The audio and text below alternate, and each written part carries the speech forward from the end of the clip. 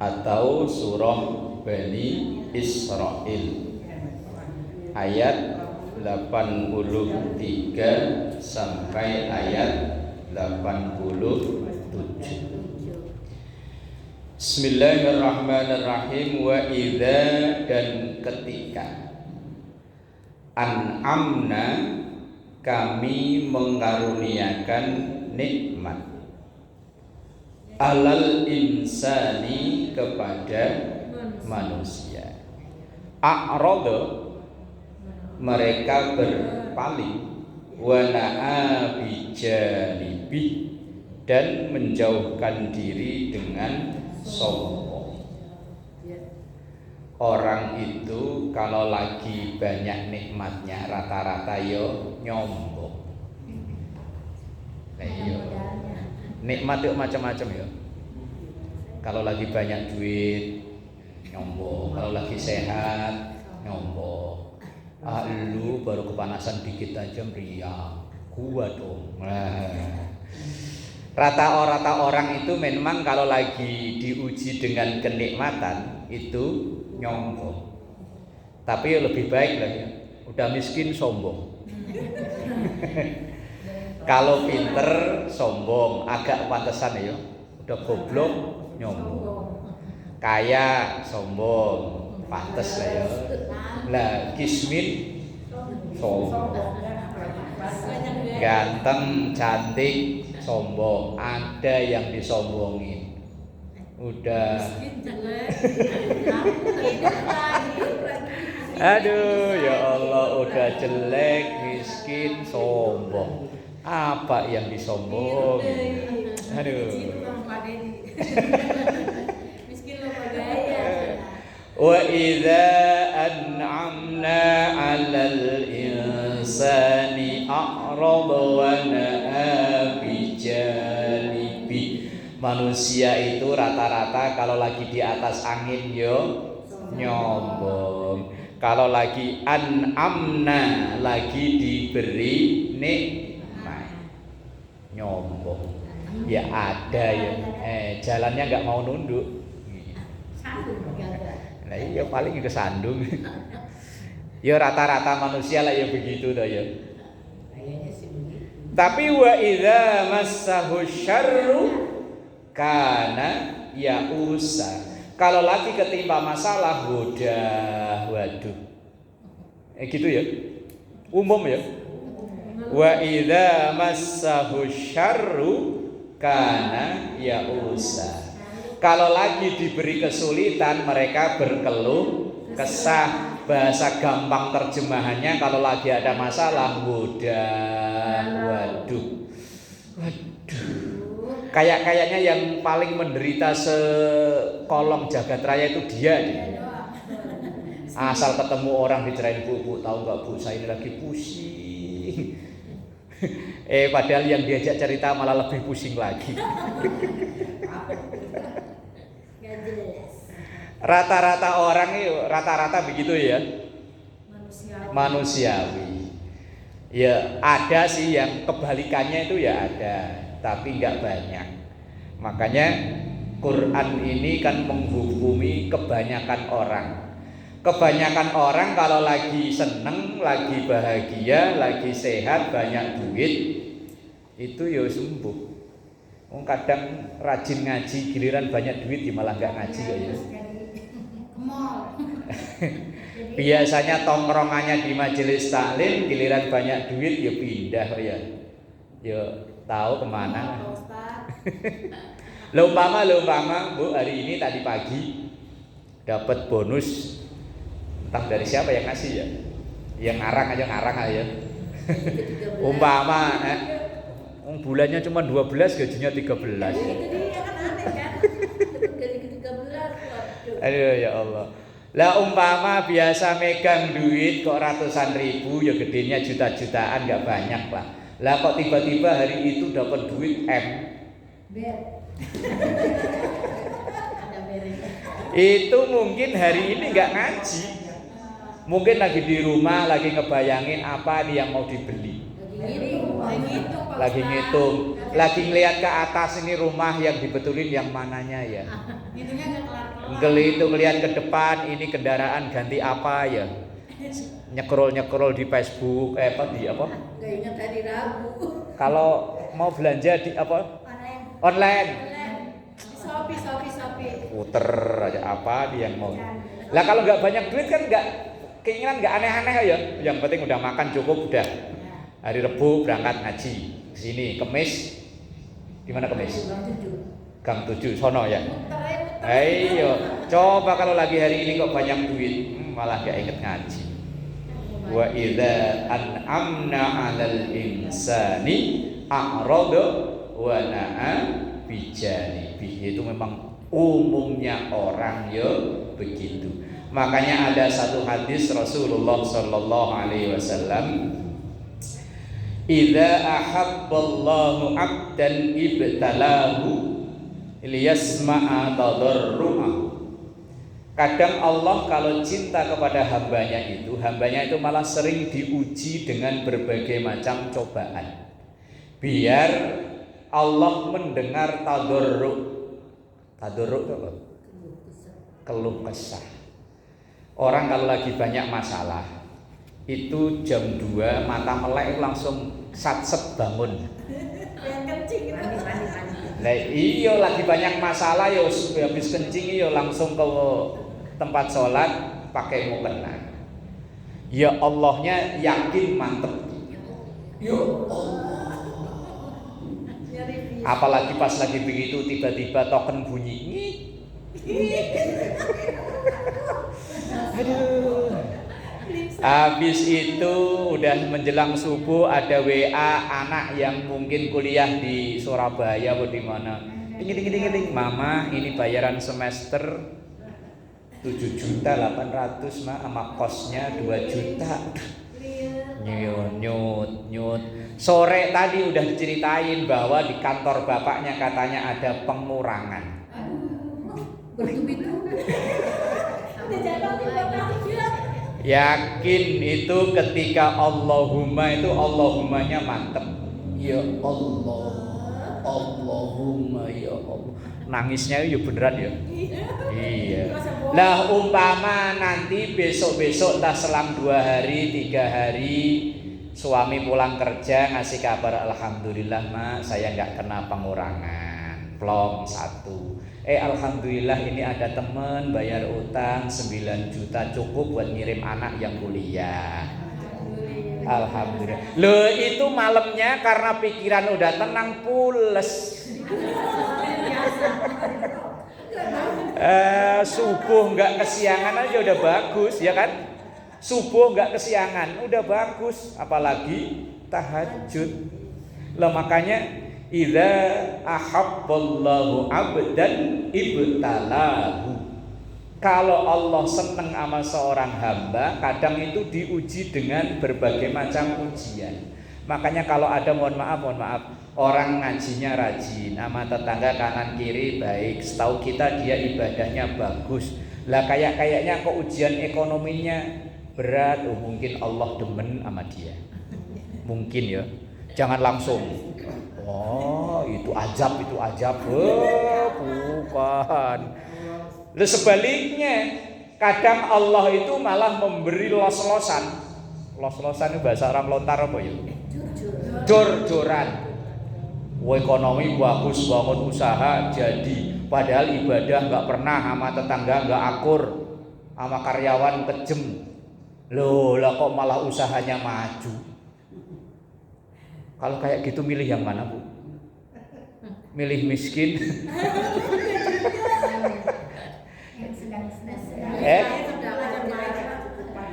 Pengen kaya tapi baik gitu ya. Iya, semua orang milihnya yang itu. Loh, kadang Allah itu kan memilihkan umatnya itu kayak Nabi Ayub. Hidupnya miskin tapi ibadahnya bagus. Pengennya sih kayak Nabi Sulaiman ya. Kaya raya, ibadahnya bagus. Nah cuman pilihannya kalau kayak Fir'aun. Astagfirullahaladzim. Loh, Fir'aun itu karirnya bagus loh. kaya raya. Lo raja mana ada raja miskin? Gak mungkin kan. Terus dalam sejarah konon katanya Fir'aun itu nggak pernah sakit. Makanya kalau ibu nggak pernah sakit itu bahaya. Jangan-jangan keturunan. Nah, makanya kalau tiba-tiba kok pinggang pegel, pala bangun tidur puyeng-puyeng, alhamdulillah bukan keturunan. Makanya kalau ngaji bentar-bentar kok kaki semuten, ya wis nyelonjor ora apa-apa wis. Aduh ya Allah, ayat ini gak ya real nyata kejadian kita ya. Kalau lagi seneng itu kadang ibadahnya yo enggak keurus, kalau lagi susah yo tadi itu yo. Pengennya ya sih kayak Nabi Sulaiman yo pengennya yo. Tapi yang kadang pilihan hidup itu kan enggak seperti yang kita inginkan. Qul kullu ya'malu ala syakilati. Qul katakan. Kalau pakai qaf artinya katakan, kalau pakai kaf qul makanlah. Kalau pakai qaf qul huwallahu ahad itu artinya katakanlah. Pakai qaf. Kalau pakai kaf bacanya mirip ya. Lah ya qul pakai qaf sama qul. Kalau qul artinya makanlah. Kul artinya makan. Iya. Qul itu artinya suruh makan. Qul itu fi'il amar. Fi'il amar itu kata perintah. Qul makanlah. Tapi kalau qul pakai qaf artinya katakanlah. Lah kalau orang Jawa sekul ya. Sekul kan nasi, sega. Yang telak ya. Iya. Kullu ya'malu ala syakilati. Setiap orang itu berbuat ya sesuai keinginannya, sesuai keyakinannya. Orang itu nggak mungkin dipaksakan suruh sama kayak kita. Setiap orang itu kalau bahasa sekarang punya fashion masing-masing. Ada orang yang ngajinya suaranya lantang. Ada orang suara ngajinya ke orang bisik-bisik. Dan disuruh kenceng juga bisa, emang bisa begitu. Ada yang suaranya untuk kelemar-kelemer, kayak ngincet pagu aja nggak gepeng. Ada yang orang itu sat-set. Qul kullu ya'malu ala syakilati. Orang itu udah punya bawaan masing-masing. Kalau disuruh sama kayak kita nggak mungkin. Memang orang itu diciptakan berbeda-beda.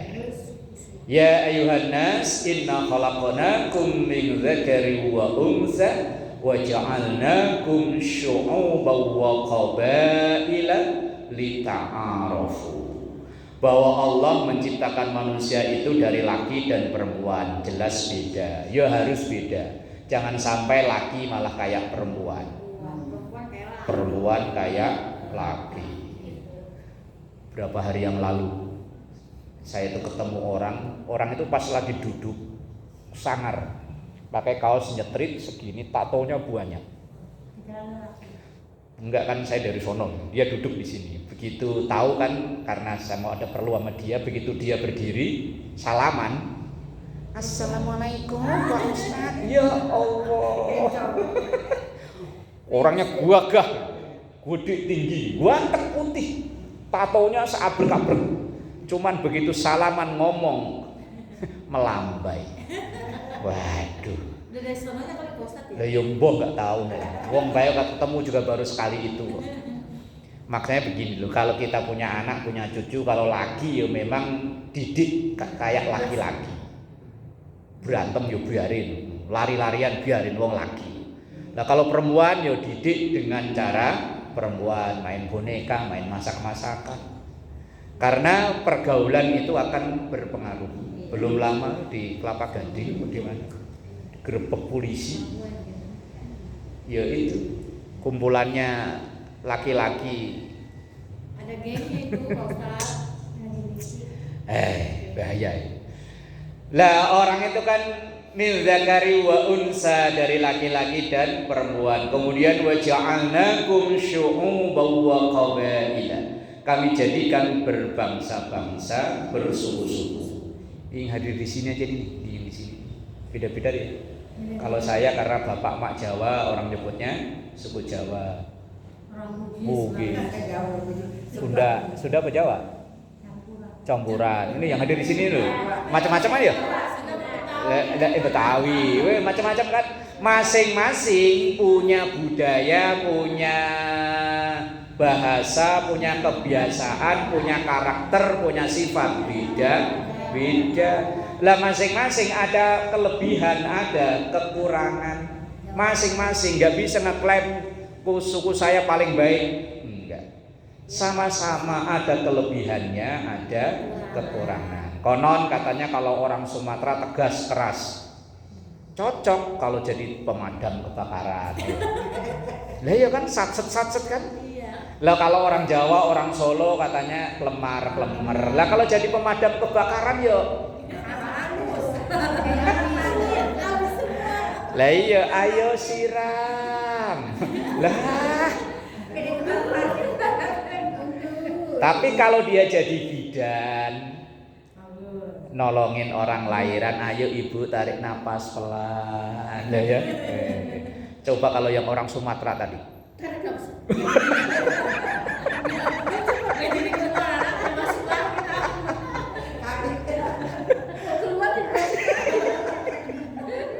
Orang ngobrol biasa aja kayak orang berantem ya.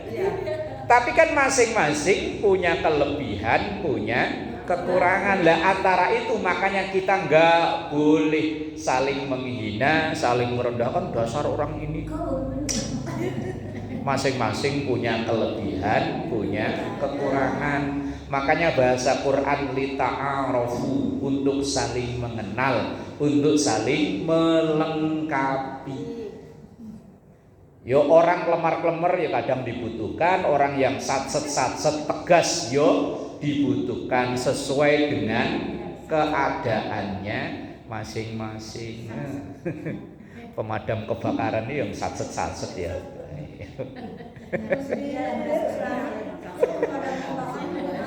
Lah pemadam kebakaran kok kelemar ya keburu jadi arem. Ya iya. Kullu ya'malu ala syakilati. Berarti kita kalau ada orang yang beda sama kita ya jangan diomongin, ya biarin, memang Allah menciptakan begitu. Ada orang yang ngomongnya itu kayak nggak ada titik komanya. Yo orang begitu ya dibutuhkan. Jadi pengacara ya harus yang begitu ya.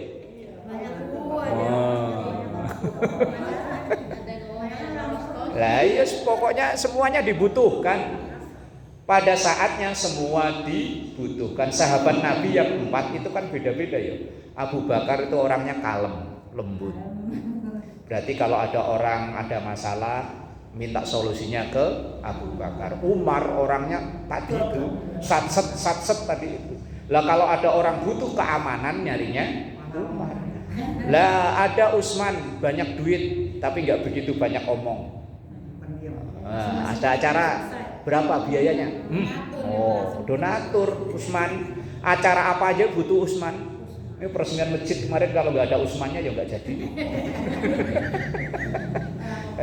Ada Utsmannya. Tapi ya juga ada Ali. Ali itu tokoh muda yang berpikir cerdas. Bagaimana caranya Ali Dayah ini maju? Ali. Maka sahabat itu ya butuh macam-macam. Ada kayak Abu Bakar, sesepuh orang tua yang kalem, bijaksana. Tapi ada yang kalau ada macam-macam preman maju, Umar. Ada butuh dana, Utsman. Ada butuh solusi pemikiran moderat maju ke depan, Ali. Ya masing-masing butuh. Enggak bisa saling saya ini pokoknya enggak bisa. Enggak bisa. Wong kita pengen makan nasi uduk aja itu yang berpartisipasi ribuan orang ya. Nasi uduk ya. Coba nasinya itu berawal dari mana? Beras asalnya dari mana? Yang nanam siapa? Yang ngolah siapa? Apa kaya nasi uduk kan ya butuh santan ya. Iya. Santan kelapa dari mana? Nanti butuh tempe orek, tempe yang bikin siapa? Jutaan orang, enggak nyampe jutaan lah ya. Puluhan bahkan ratusan orang yang terlibat supaya ada nasi uduk. Belum orek tempenya, belum jengkolnya ya, belum bihunnya. Loh, itu butuh berapa orang? Makanya nggak mungkin kita bisa sendirian, nggak mungkin. Lah semua itu ada posnya masing-masing. Lah nanti farabbukum a'lamu biman huwa ahda sabila. Nanti Allah lah yang paling tahu mana yang paling benar. Kita sekarang mah nggak usah menilai orang, udah ada petugasnya. Allah udah nyuruh 2 malaikat Raqib dan Atid. Kita ini bukan dewan juri. Ibarat sebuah perlombaan, kita ini peserta. Lo peserta kok juriin orang lain lo ngapain? Umpamanya lo bentar lagi nih Agustusan ya. Lah kalau kita peserta, masa kita ikut memberi nilai sama peserta lain kan enggak kan? Enggak usah. Dewan jurinya udah ada. Ketua dewan juri Allah, dewan juri anggota Raqib dan Atid, udah ada petugasnya. Lah iyalah kita ini peserta. Tugasnya peserta ya wis ngikuti perlombaan dengan baik, fastabiqul khairat, berlomba-lomba dalam kebaikan. Wis udah itu aja. Enggak usah ikut-ikutan jadi wakilnya Raqib Atid. Si itu tuh. Oh, itu namanya wakilnya Raqib Atid. Si itu tuh. Ngaji kok pembukaan tok. Wakilnya Raqib Atid. Enggak perlu. Nyateti amal udah ada petugasnya. Kita udah tahu ma yalfidhu min qaulin illa ladaihi raqibun atid. Tak ada satupun yang terlewatkan dari catatan malaikat Allah Raqib dan Atid. Kita nggak usah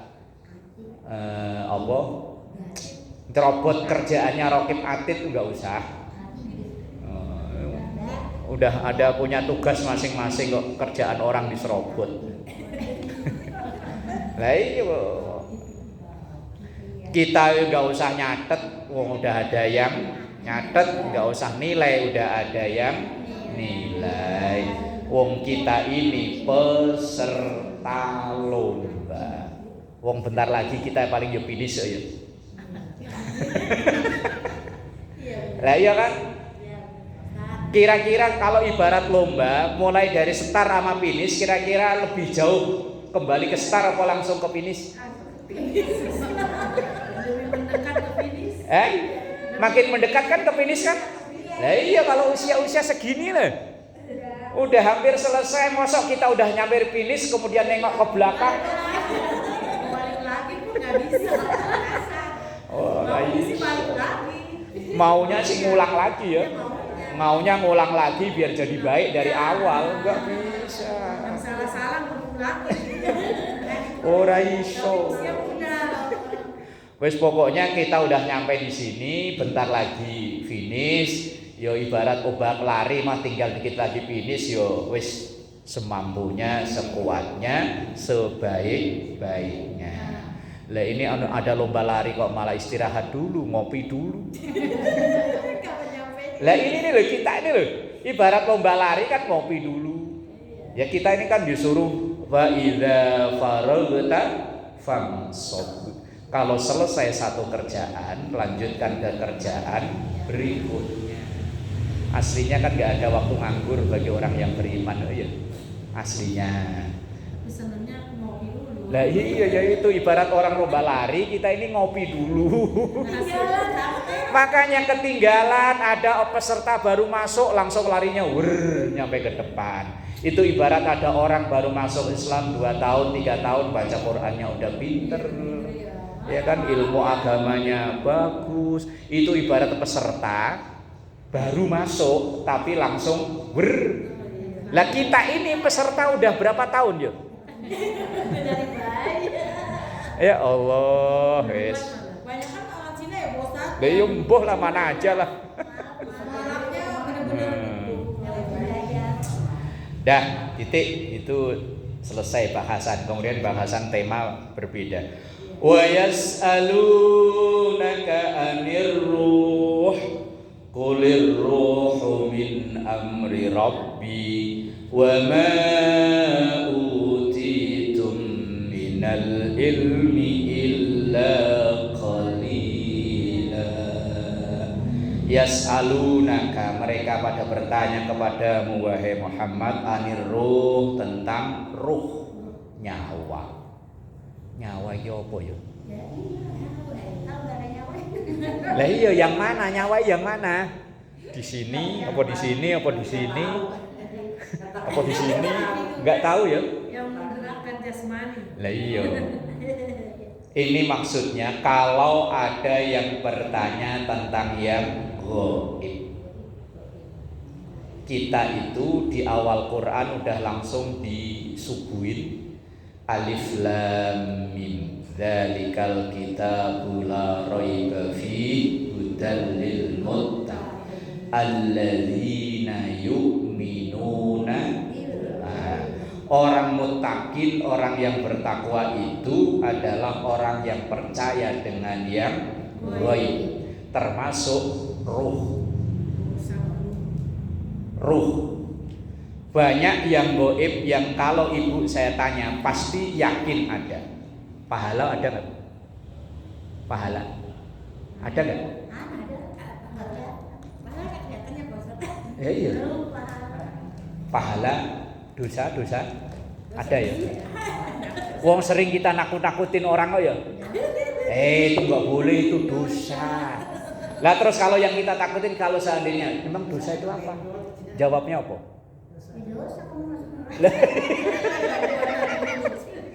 Lah iya, kita itu sering membicarakan sesuatu yang menurut kita percaya itu ada tapi gaib. Pahala dosa itu kan sesuatu yang gaib ya. Kita sering ayo Bu ngaji pahalanya gede loh. Lah kalau yang diajak itu nanya, "Nang pahala apaan?" Jawab apa? Ya kan, bingung kan ya. Lah itu sesuatu yang gaib. Maka sering ada orang yang bertanya tentang yang gaib. Kalau di sini yang disebut secara tekstual adalah ruh, tapi makna kontekstualnya adalah secara umum gaib. Bahwa kalau ada yang bertanya tentang yang gaib, maka kulir ruh min amri rabbi, itu urusan Allah. Kita hanya yakin karena yang mengabarkan itu Quran, kita yakin percaya itu ada, tapi panca indera kita nggak bisa menjangkau. Kita nggak pernah lihat pahala kayaknya apa lonjong, apa bulat, apa gepeng. Dosa itu warnanya hijau, apa coklat, apa merah, ya nggak tahu. Lah kalau seandainya orang ngandai-ngandai itu kan orang arang ya. Seandainya kalau dosa itu kok kelihatan, umpama ya, ada orang habis berbuat dosa kok mukanya bengep, benjol umpama ya. Kira-kira kita bangun tidur wajah kita ini pada benjol apa enggak? Ya benjol. Umpama Bu, ada orang yang berbuat dosa, asal habis dosa langsung kelihatan wajahnya benjol. Habis dosa wajahnya benjol. Lah kira-kira benjolan di wajah kita ini ada berapa?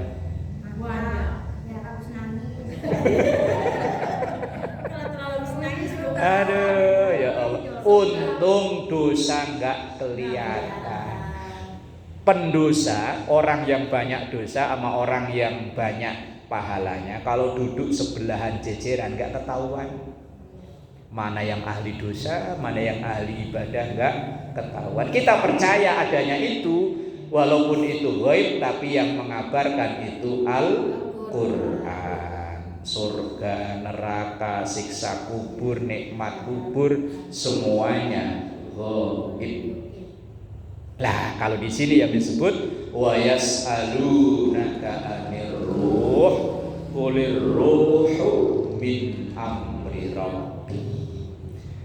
Kemudian wa ma utitum minal ilmi illa qalila, dan tidak diberikan ilmu pengetahuan tentang yang gaib illa qalila, kecuali hanya sedikit. Kita hanya tahu tentang surga, bahwa surga itu jannatin tajri min tahtihal anhar. Surga itu seakan-akan di bawahnya kayak ada sungai yang mengalir. Itu karena untuk menginformasikan ke orang Arab dulu, keindahan itu kalau ada air yang mengalir. Lah kalau di sini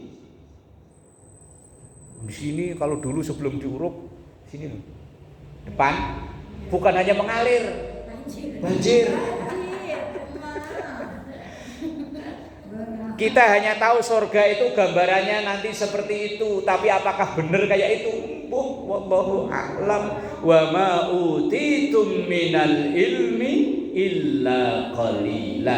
Tidak diberi pengetahuan ilmu tentang yang gaib itu kecuali sedikit. Malaikat gaib ada yang pernah ketemu? Pengen ketemu? Lah kalau ada yang pengen ketemu, gampang caranya. Iya, siapa tahu ketemu Israel, habis ketemu Israel kan ketemu mungkar. Kan gaib juga kan ya. Wong yang ngomongnya juga belum pernah ketemu. Kecuali udah pernah mati, udah perlu ketemu mungkar nakir, balik lagi ke sini. Nah, itu. Malah arwah gentayangan ya. Kita tidak tahu malaikat ya, kecuali hanya sedikit yang dikabarkan dalam Quran, dalam hadis, bahwa malaikat itu makhluk Allah yang wal malakul ladzi bila abin wa la aqla la syurba wa la nauma lahum. Malaikat itu makhluk yang diciptakan gak ada bapak, gak ada emak, gak makan, gak minum, gak tidur. Tapi bentuknya kayak apa ya kita gak tahu. Lah kalau di TV-TV itu kalau ada orang bimbang mau jahat apa enggak, itu biasanya sebelah kanan ada yang jubahnya putih, sebelah kiri ada yang jubahnya merah, ada tanduknya, ada taringnya. Itu katanya yang kanan malaikat, yang kiri iblis. Itu kan sinetron. Yang dunia nyata ya enggak. Kalau yang indigo kali ya. Lah ya enggak tahu. Bener apa enggak ya enggak tahu. Wong Allah sudah menvonis dalam Al-Qur'an, wa ma utitum minal ilmi illa qalila. Dan orang itu tidak diberitahu tentang yang gaib kecuali sedikit. Mungkin yang indigo tadi ya, yang punya indra irawan apa indra birowo katanya tahu, tapi ya paling tadi itu qalila, sedikit. Kita yakin dengan kebenaran Quran, wa ma utitum minal ilmi illa qalila. Makanya kalau ada ngaku-ngaku orang tahu semuanya tentang gaib, pasti bohong. Wong Quran udah bilang Allah memberitahu hanya sedikit-dikit. Nah, batin itu bagaimana itu? Ala ya mbuh. Ya mungkin ya iya, cuma sedikit. Ayatnya udah jelas kok. Wa ma utitum minal ilmi illa qalila. Kalau urusan yang gaib itu ya diberitahu tadi itu yang katanya orang indigo punya indra birowo, kok indra Brahman apa itu. Lah dikit ya paling cuma ngeliat dan sekilas. Kalau dia sampai promo tahu semuanya tentang gaib, wah itu nyalai Quran ya, kok bilangnya semuanya. Nyalai Quran, wong Quran bilang yang diberitahu itu cuma sedikit, ya, cuman ibarat samudra dikasih cuman setetes, bilangnya semuanya. Ya wis ketara nek ngapusi ya. Wala in syi'na la dhabanna wallahu a'lam bissawab. Insyaallah dilanjut nanti di ayat 80. Nah, Al-Fatihah. A'udzu billahi minasyaitonir